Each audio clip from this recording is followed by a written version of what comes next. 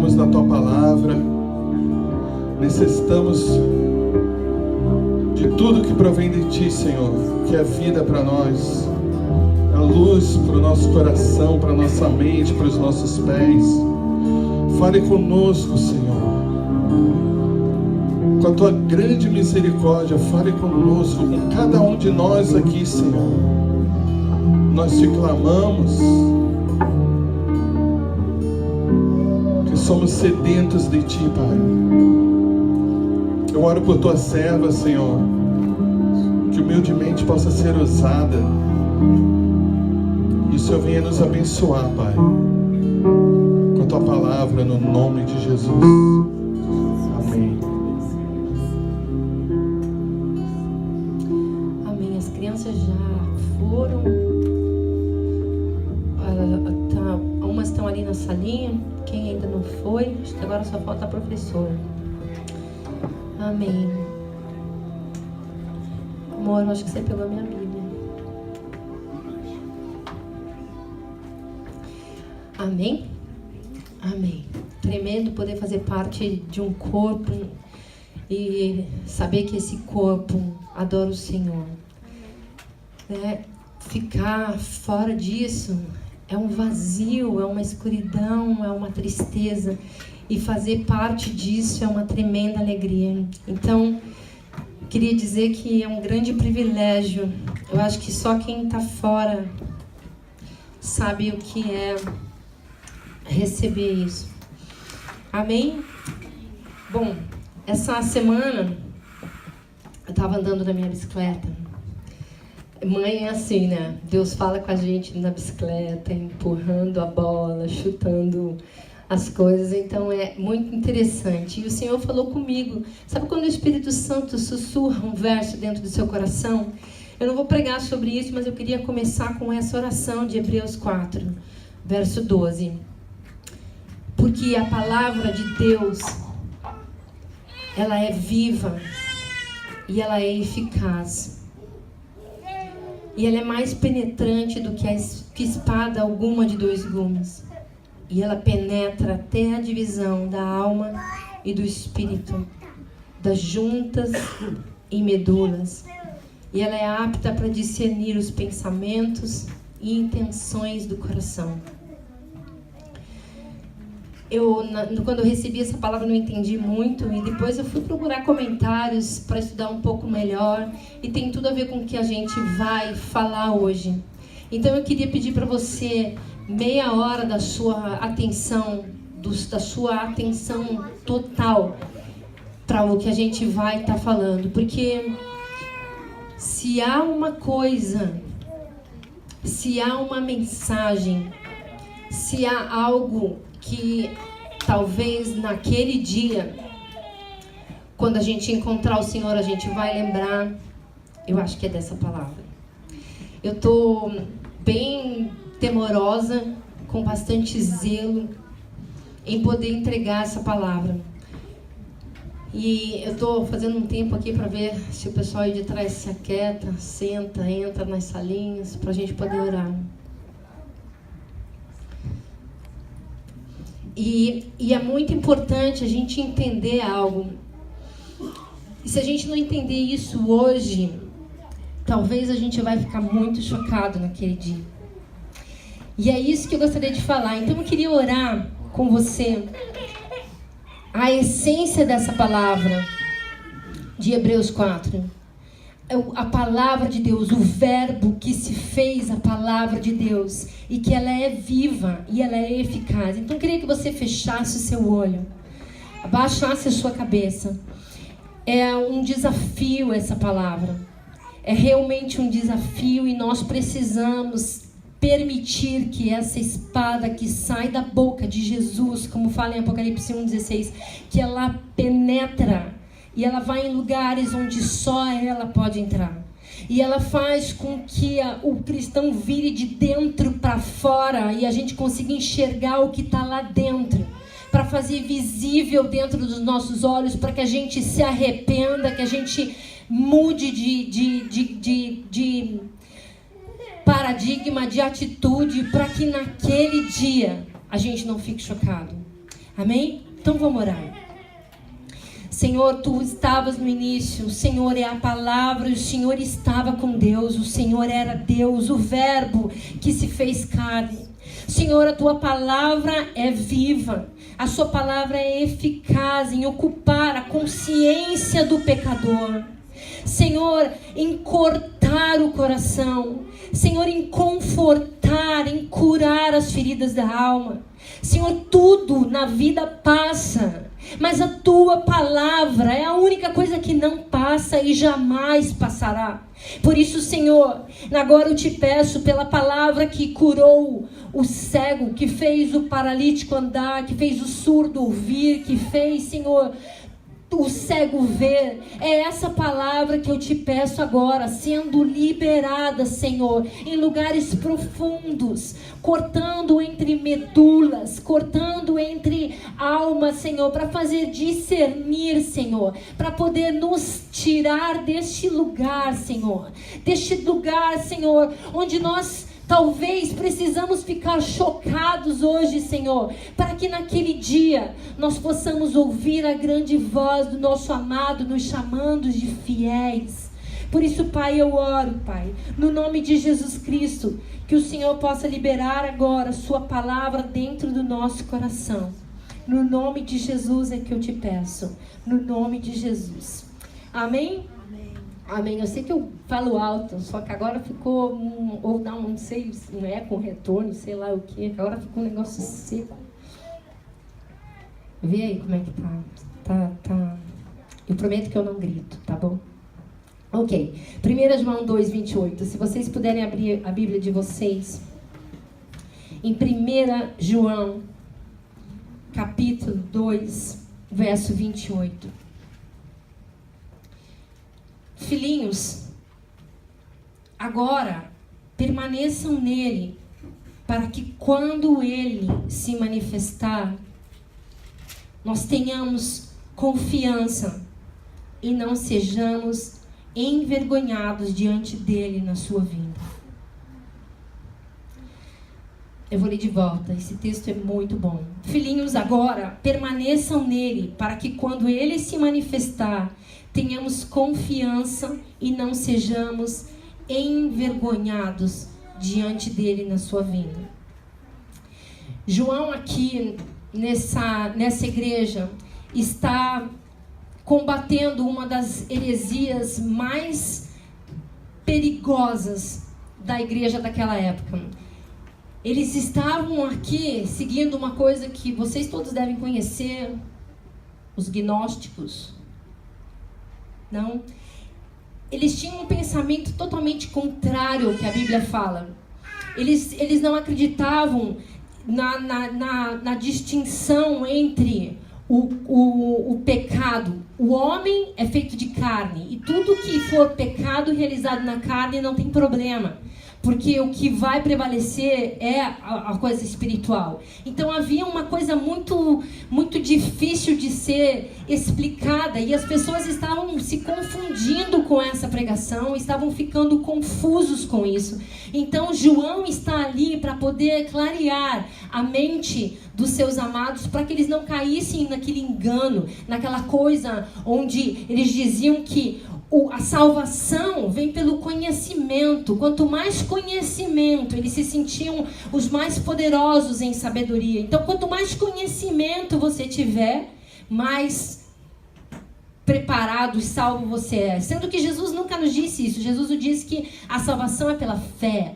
Então, vocês conseguem perceber que havia ali uma coisa muito perigosa entrando na igreja. Então, João entra ali com isso e ele vai falando na sua primeira carta. Ele diz, gente, filhinhos, não pequem, mas se vocês pecarem, vocês têm um advogado, que se vocês entrarem na presença dele pedindo perdão, ele é fiel e justo para perdoar vocês de todo o pecado, de toda iniquidade, de tudo que vocês... Então ele está tentando explicar, e nesse contexto João fala então para eles, filhinhos, prestem bem atenção, porque vai chegar um dia onde vocês vão ter que se apresentar diante dele.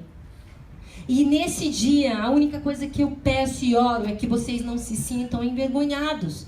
que vocês não se sintam enganados, algumas versões falam, diante dele. Então é nesse contexto que João está falando. E eu quero trazer isso para hoje, para o nosso dia hoje. É possível que a gente encontre Jesus, olhe nos olhos dele e o sentimento que a gente tenha seja vergonha. Talvez a gente nunca tenha, eu pelo menos nunca meditei nisso com tanta profundidade. E a gente tem a tendência das coisas que a gente não conhece, a gente não acredita, né? Porque a gente não faz parte da gente.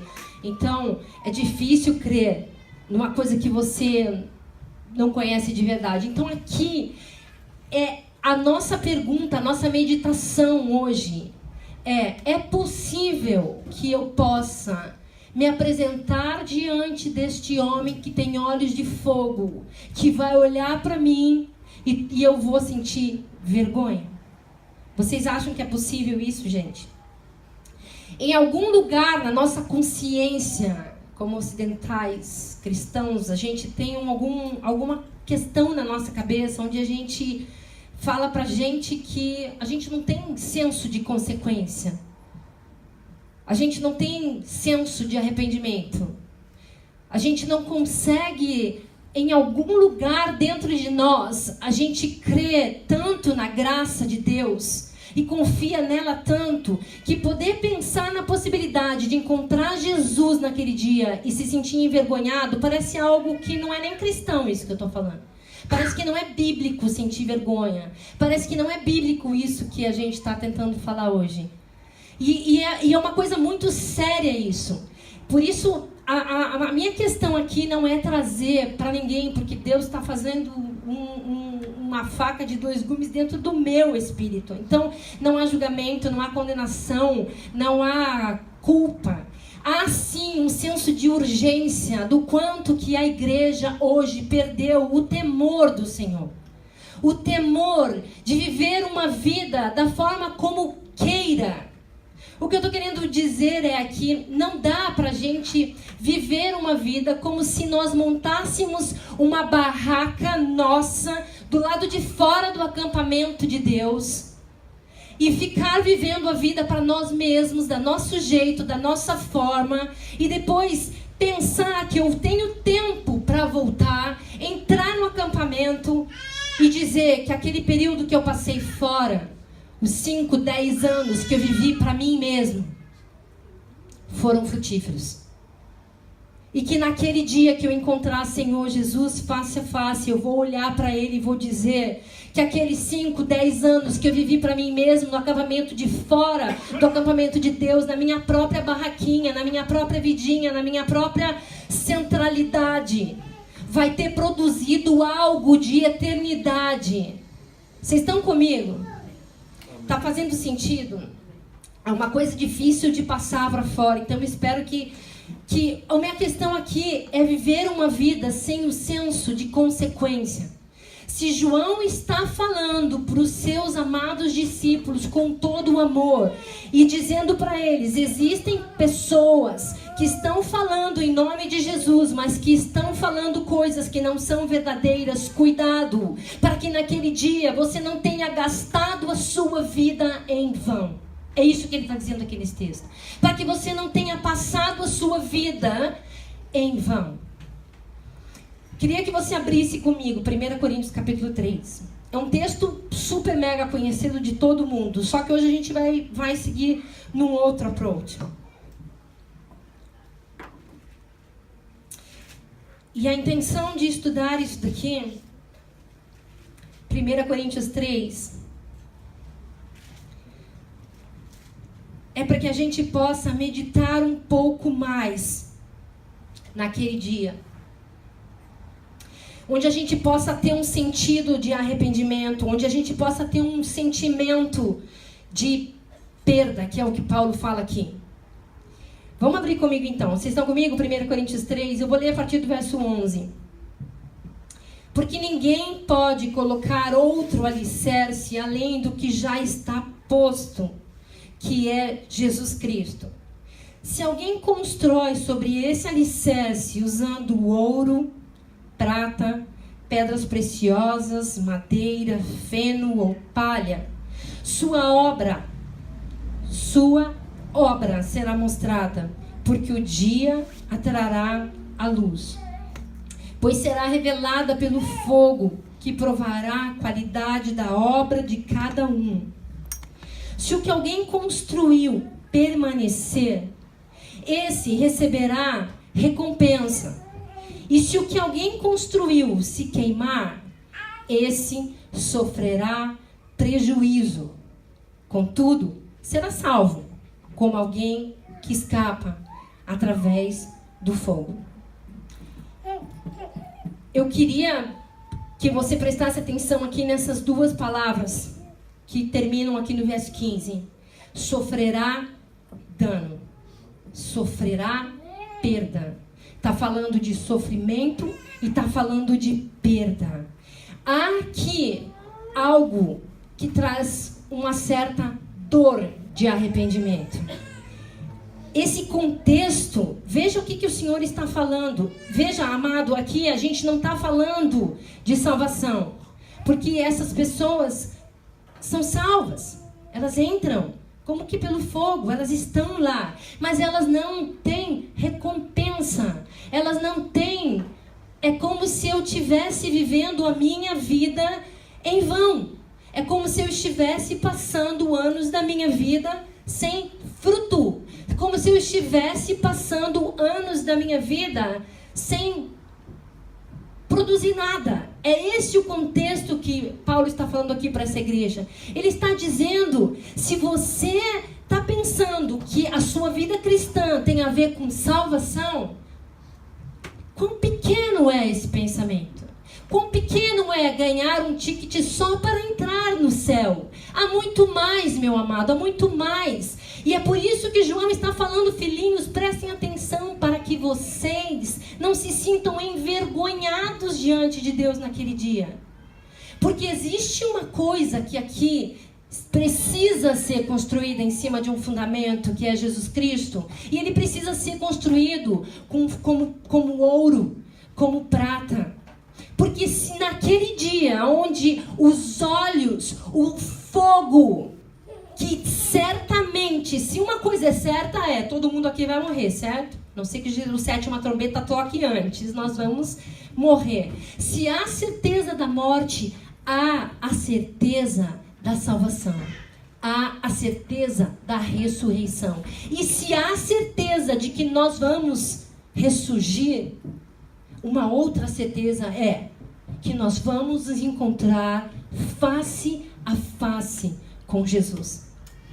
Nós vamos nos encontrar de forma individual e todas as obras que nós fizemos estará sendo colocada diante de Deus e vai ser provado. Gente, vai ser provado. Tudo o que nós fazemos aqui é provado. Por isso que eu estou falando dessa coisa de montar uma barraca fora do acampamento de Deus. Passaram-se 5, 10 anos e a minha vida para o reino é infrutífera.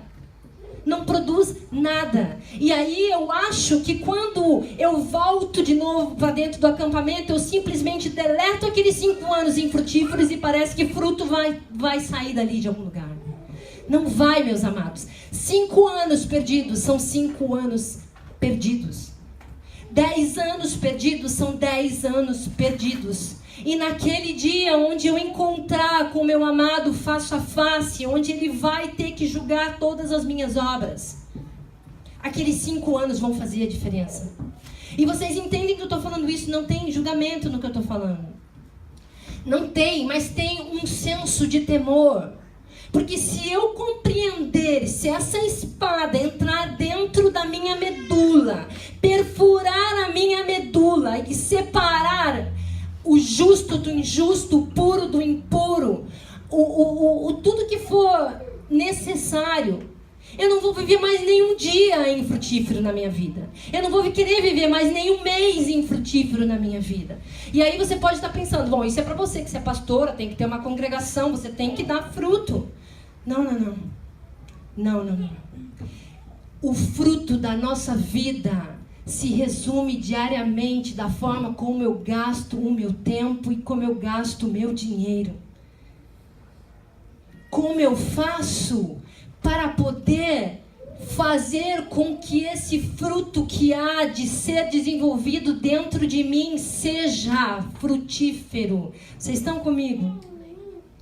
É uma coisa tão delicada, é uma coisa tão profunda. Alguém roubou minha xícara daqui. Era o meu copo, você tomou minha água. Então, por isso Paulo está falando, você sofrerá prejuízo. Vocês estão comigo que há dor nesse processo. Imagina eu chegar diante de Jesus e falar, mas eu fiz. E o Senhor falar, mas não foi isso que eu te chamei para fazer. Gente, se há uma hora de ficar chocado, essa hora precisa ser agora. Se há algum arrependimento que precisa acontecer no nosso coração hoje, da forma como a gente tem administrado a nossa vida, e a gente tem que ficar chocado, que seja hoje. Imagina o quanta dor há de haver de eu entrar na presença do meu Deus naquele dia e sofrer dano, e tudo o que eu fiz foi em vão. Eu tenho um outro texto que vai nos ajudar a entender isso um pouco melhor. Se você puder abrir em 2 Coríntios 4.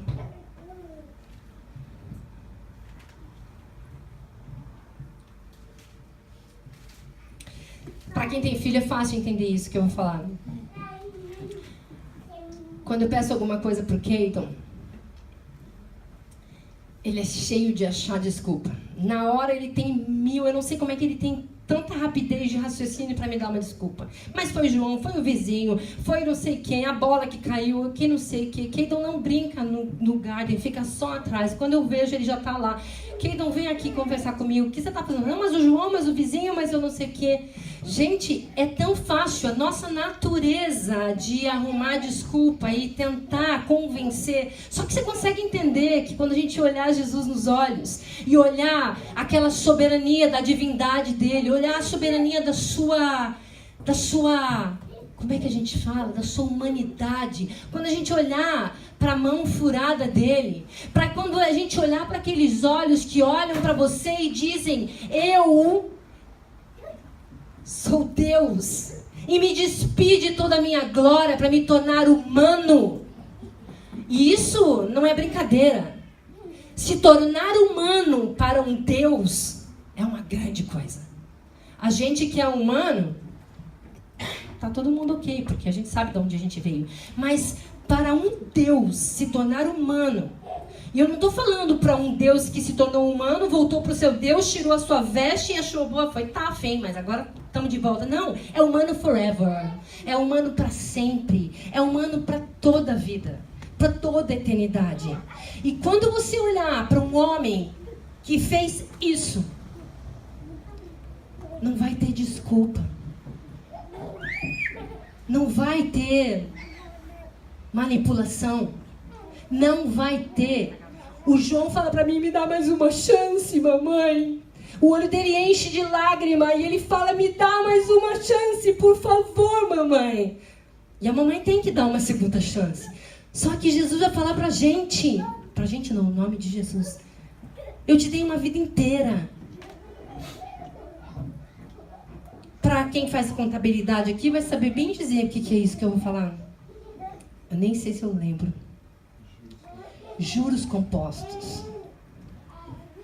Talvez a nossa contadora ali vai saber dizer. É juros compostos, gente. Sabe o que é juro composto? Aqui é aula de matemática também.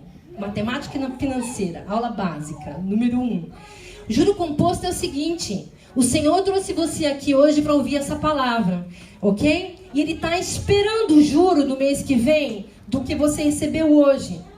E assim a coisa está acrescentando. Em dezembro, ele vai pedir o juro de agosto, de setembro, de outubro, de novembro, de 2017, 2018, até Jesus voltar, desde o dia que você se converteu. Isso é juro composto. Depois, se eu estiver falando besteira, vocês me ajudam.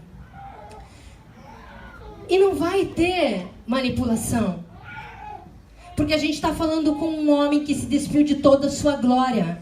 Deixou a sua glória e veio habitar como homem. Ou a gente não tem a revelação do que isso é, ou a gente treme diante disso. E saber que dentro na aparência da sua mão furada, a gente vai olhar no olho dele, não vai ter segunda chance. Só que a palavra diz aqui em 1 Coríntios 3,15, que você sofre perda. Como é que eu gasto o meu tempo? Amados, talvez a gente é muito fácil em esquecer. Você fala uma coisa para a criança, daqui meia hora ela já esqueceu e está fazendo tudo de novo. E é muito fácil a gente terminar essa palavra, desconectar e lá para trás mudar o assunto. E daqui 2, 3 dias a gente já não lembra mais. A gente já esqueceu. Só que esse é um assunto que a gente não pode esquecer. Porque se é uma coisa verdadeira, é que já a gente vai passar por isso. E a gente vai encontrar o Senhor. Então abre comigo 2 Coríntios 4, 16 a 18.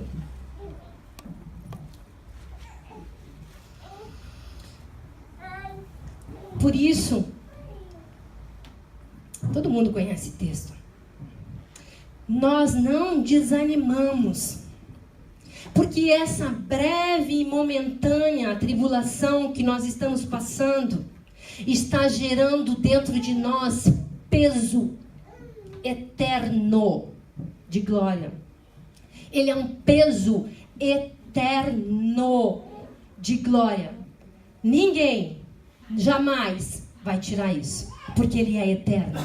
As rugas da sua cara, quando você chora de fazer um evento evangelístico, convida 10 pessoas e não vem nenhum, está pesando aqui, gerando em nós peso de glória. Quando o seu marido não quer vir na igreja, está gerando em você peso de glória. Quando o seu filho que está perdido não está e o seu joelho está cansado, está gerando em você peso de glória. Mas é para toda a eternidade. E aí ele continua dizendo, verso 17, pois os nossos sofrimentos leves e momentâneos estão produzindo para nós uma glória eterna que pesa mais do que todos eles. Verso 18, assim, e aqui o meu ponto, assim fixamos os olhos não naquilo que se vê, mas naquilo que não se vê. E aqui responde tudo. O trabalho da minha mão, o quanto que eu consigo administrar na minha conta bancária, as minhas horas de trabalho, os meus business, a gente consegue medir e a gente consegue ver. A gente consegue calcular. Vocês estão comigo que isso é visível. Mas Paulo diz assim, ei, presta atenção, porque você precisa fixar os seus olhos não nessas coisas. Não fixa os seus olhos nessas coisas que você consegue medir, que a tua calça entrou no número menor, isso você consegue medir. Não fixa os seus olhos nessas coisas, porque isso é perecível, transitório, passageiro e não tem eternidade. E aí ele diz, mas fixa os seus olhos nas coisas que não se veem. O que é que você não consegue ver? Você consegue medir o tamanho da minha tolerância com os meus filhos? Você consegue medir o tamanho da minha humildade? Quando alguém chega para mim e fala uma coisa totalmente absurda e eu tenho que fechar minha boca e ficar quieta. Você consegue medir o tanto da paciência que meu marido tem que ter comigo? Isso a gente não mede, isso não dá para ver. Isso não se vê. São coisas que não se veem. Isso tem eternidade. Fixa os seus olhos nas coisas lá do alto, Paulo está dizendo. E ele não está falando na Nova Jerusalém. Ele está falando nas coisas que você não consegue medir. Nisso gaste o teu tempo. Nisso ponha a sua prioridade. Nisso gaste a sua vida. Até que ela te acabe com você. Pegue a sua cruz e deixe com que isso tome a sua energia. Deixe com que isso tome tudo que há em você. Porque o conhecimento teórico dos meus diplomas eu consigo ver, eu consigo medir, eu seguro na minha mão. Mas a minha humildade não dá para medir. E o Paulo está dizendo, se há uma coisa que você precisa fixar os seus olhos, é nas coisas que você não vê. E há uma grande importância nisso, meus amados. Disso depende aquele dia que eu vou olhar para ele. E ele vai falar para mim, construiu ouro? Sim, Senhor. Dá uma olhada. Agora o Senhor consegue me dizer quanto de humildade foi desenvolvido dentro de mim. Quanta mansidão foi desenvolvida dentro de mim. Quanto fruto do Espírito foi produzido dentro de mim. Isso foi ouro. Isso foi prata. Mas o feno, meus amados. E feno não é pecado, não. Porque aquelas pessoas são salvas. Feno são coisas fúteis. Fúteis. Que a gente gasta o nosso tempo e o nosso dinheiro nele. Coisas visíveis que a gente vê e mede. Nessas coisas, Paulo fala, sai fora. Não deixa a sua energia e a sua força serem colocados nesse lugar. Porque sabe o que vai acontecer? Você vai passar ano e ano e ano e ano correndo atrás do vento. Você vai passar ano e ano e ano fazendo coisa que é só vaidade, que é fútil. E no dia em que o fogo dos olhos de Jesus passarem sobre você, ele vai queimar. E não vai restar nada. Foi uma vida em vão. Amados, se vocês conseguissem ler a profundidade do coração de Jesus nessa palavra. Eu falei que ela era difícil. E eu entendi por que o Senhor me disse. É uma espada de 2 gumes. Que é viva e eficaz. E ela precisa entrar e precisa virar você e eu e nós de dentro para fora. Porque se alguém precisa ficar chocado hoje. Porque vai ser muito triste perder. E ter o sofrimento da perda de ter tido uma vida em vão. Então comigo. A perseverança de não ver nada, de não ter ninguém, de não multiplicar nada, mas estar fiel no lugar onde o Senhor me chamou para fazer, gera peso de glória. E é para toda a eternidade. Fixe os seus olhos nisso. Fixa na excelência de ser chamado fiel numa comunidadezinha aqui. Fixa os seus olhos. Fixa nas coisas que não são eternas. É tremendo isso. Porque o Senhor está dizendo que é transitório, é vaidade, é temporário. É madeira, é feno, é palha, é fútil. E se há alguma coisa que a gente pode se apresentar diante de Deus naquele dia e dizer, eu quero uma vida excelente, não quero uma vida comum, eu quero uma vida estabelecida nessa verdade, porque quando este fogo passar e a minha obra permanecer, para os muitos receberemos recompensa. Não precisa abrir, mas eu vou ler um outro texto para você. 1 Coríntios 3:13. Veja que a carta de Coríntios é toda, do começo ao final. E se a sua obra será mostrada, porque o dia atrará a luz, pois será revelada pelo fogo, que provará a qualidade da obra de cada um. Choca isso, né? Choca porque a gente não tem o senso da perda. A gente não tem o senso, qual é a palavra? O senso da consequência. Na nossa cabeça, em algum lugar, a gente acredita que a graça, a graça é muito maior do que os meus pecados. Mas em algum lugar a gente acredita que a graça vai suprir tudo até o final, e não vai. E não vai. Porque a obra será queimada.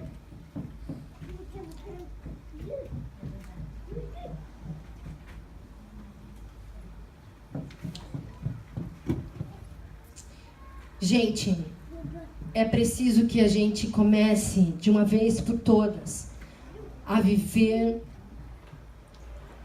diante daquele que é o único que a gente tem que agradar.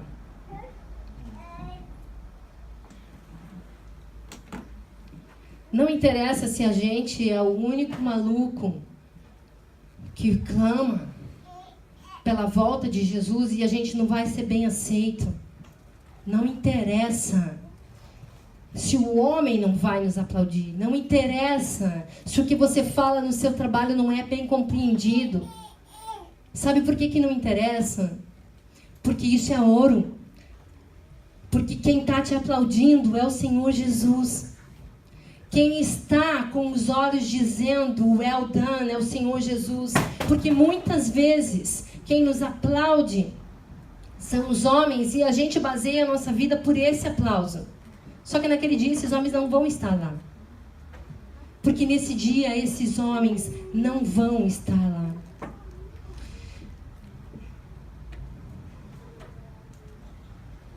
Eu quero finalizar então com esse texto que eu acabei de falar, 1 Coríntios 5:9. Porque vivemos por fé e não pelo que vemos. Temos, pois, confiança e preferimos estar ausentes no corpo e habitar com o Senhor. E aqui é o que eu quero terminar dizendo. Por isso, temos o propósito de lhe agradar, quer estejamos no corpo, ou quer que o deixemos. Sabe, meu amado, o que impressiona e o que a gente consegue agradar a Deus? Não interessa se a gente não tem amigo. Não interessa se a gente é o menos educado. Educado que eu digo é sem formação educacional. Como é que eu falo isso? Se não tem formação acadêmica. Não interessa se eu sou pobre. Não interessa, sabe por quê? Porque isso não impressiona Deus. Sabe o que impressiona Deus? O que um cara sem dinheiro, sem amigos, sem formação acadêmica consegue fazer é viver o estilo de Mateus 5, 6 e 7. Isso aí qualquer um pode fazer. Qualquer pessoa pode fazer. Lá no meio da Índia, do sertão, de qualquer lugar. Isso sim. Essa pessoa pode não ter aplauso de ninguém. Mas ela é observada pela pessoa de uma só pessoa. E ele é, por ele, aplaudido. Por ele é aplaudido.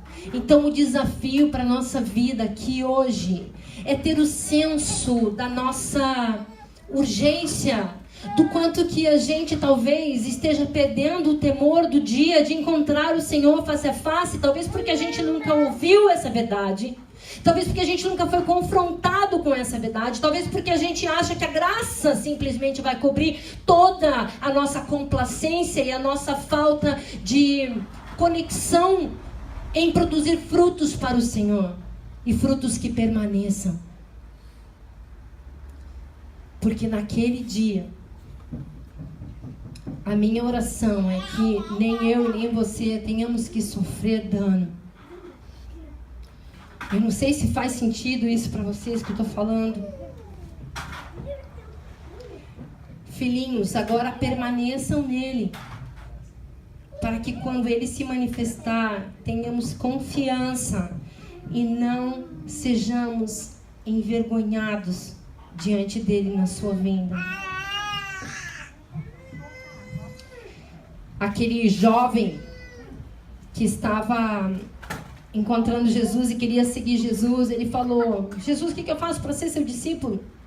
E ele disse: cuida da sua mãe, do seu pai, não trai, não mata. E ele diz: mas isso eu tenho feito até aqui, o que mais é que me falta? E talvez essa é a pergunta que a gente precisa estar fazendo para o Espírito Santo hoje.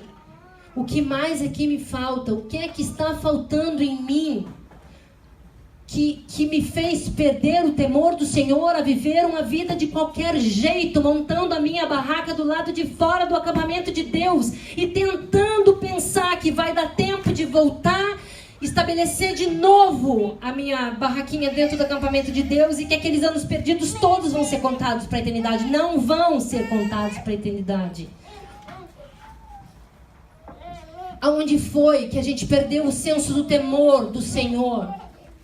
Aonde foi que a gente achou em algum lugar desse evangelho diluído, fraco e barato, que a graça do Senhor vai nos fazer fiéis até o final? Se assim fosse, Jesus não terminaria todas as suas cartas de Apocalipse dizendo: aquele que tem ouvidos ouça o que o Espírito diz à igreja. E aquele que permanecer fiel até o final, esse receberá a recompensa. Amados, é um caminho muito estreito, é uma porta muito estreita. Quando o Senhor me falou uma espada de 2 gumes, eu não tinha entendido nada. Mas quando eu entendi que os olhos dele estão sobre nós e que ele vai julgar toda a obra que nós fizemos, e ainda a gente podia prosseguir nas obras boas e nas obras más, mas por causa do tempo e da absorção do conteúdo, vamos pedir ao Senhor que nos dê graça para nos explicar o que é que está faltando dentro de nós. Como esse homem falou para Jesus: o que é que me falta então? Eu já sigo meu pai, eu respeito minha mãe, eu não mato, não roubo, eu faço isso desde o dia que eu nasci. O que é que me falta então? E eu acho que a gente precisa fazer essa pergunta para nós. Não deixa os juros compostos aumentarem. Gente, não dá tempo.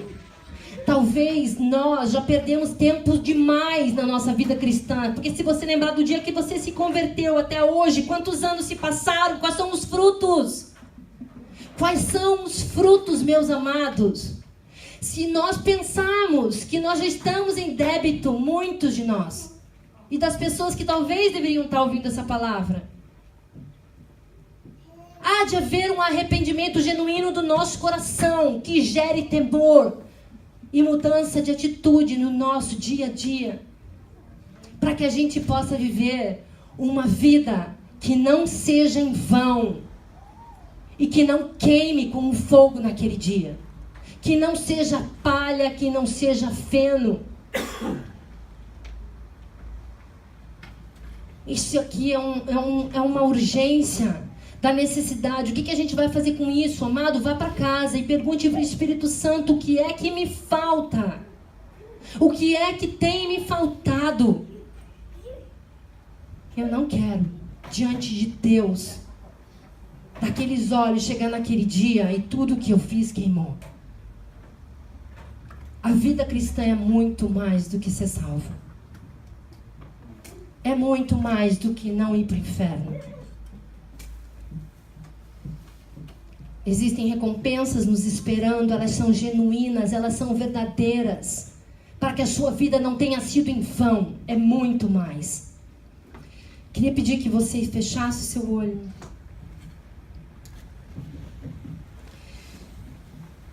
E que a gente possa gastar esses próximos 5 minutos perguntando para o Senhor: tudo isso, Senhor, eu tenho guardado, afinal eu estou aqui num sábado chuvoso, mas o que é que me falta ainda, Senhor? Para que naquele dia eu não me sinta envergonhada e que eu não tenha que sofrer o sentimento de perda e a vergonha. Quando Paulo falou naquele versículo que ele combateu o bom combate, guardou a sua fé, Ele fez uma declaração estonteante. Ele disse que agora eu estou preparado para receber a coroa que está reservado para mim. Que confiança tinha esse homem de que ele não tinha gastado a sua vida em vão, que ele não estava vivendo em futilidades diárias na sua vida. E com isso eu não estou dizendo que nós precisamos orar e pregar o evangelho de dia e de noite. Não, há lugar para tudo debaixo do sol. Mas qual tem sido a prioridade do nosso coração? Será que nós temos produzido fruto de abandono da nossa vida em comunhão com o Espírito Santo na segunda-feira à tarde, no sábado, depois que a gente sai daqui, na terça-feira de manhã, na quarta? O que é que tem sido produzido dentro de nós?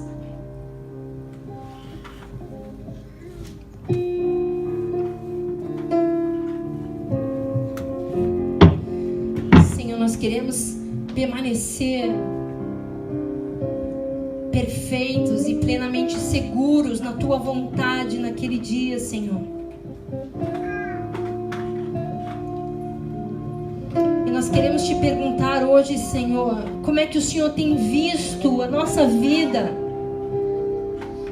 Como é que o Senhor tem nos encontrado de acordo com a Tua vontade, não com os nossos planos e os deuses que nós criamos para nós mesmos, os ídolos do nosso coração.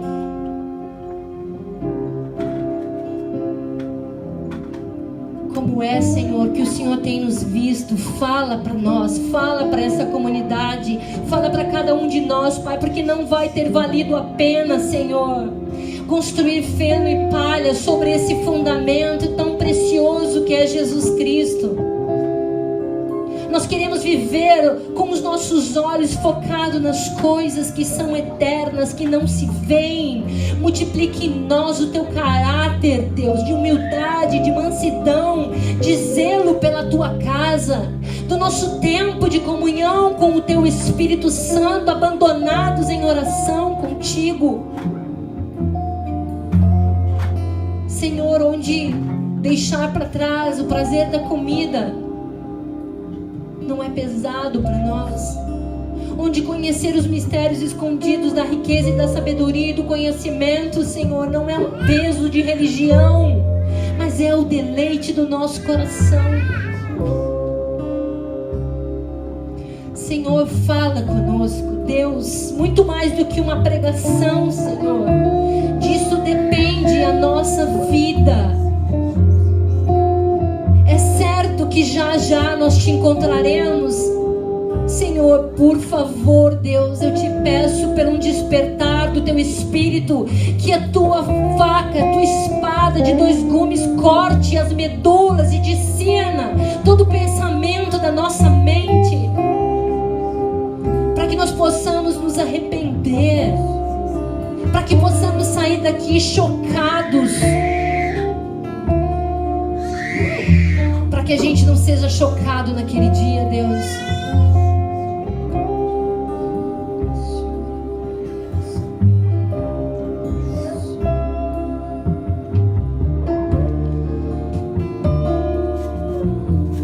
Essa é a nossa oração, Senhor.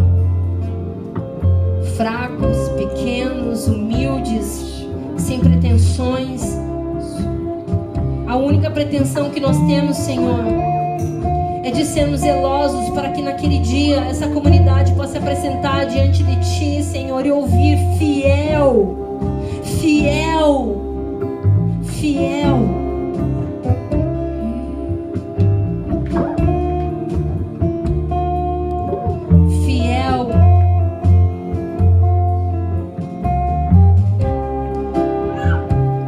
Fidelidade, Senhor, não se pode ser medida, não se pode ser vista. Nós queremos focar os nossos olhos na fidelidade, Senhor. Faça de nós pessoas fiéis ao Teu Espírito Santo, que caminham contigo em comunhão. Desperta-nos, Senhor, hoje à noite, como vamos passar o nosso tempo e como vamos gastar o nosso dinheiro, Pai. Que não seja com feno nem palha, Pai. É o que nós Te pedimos.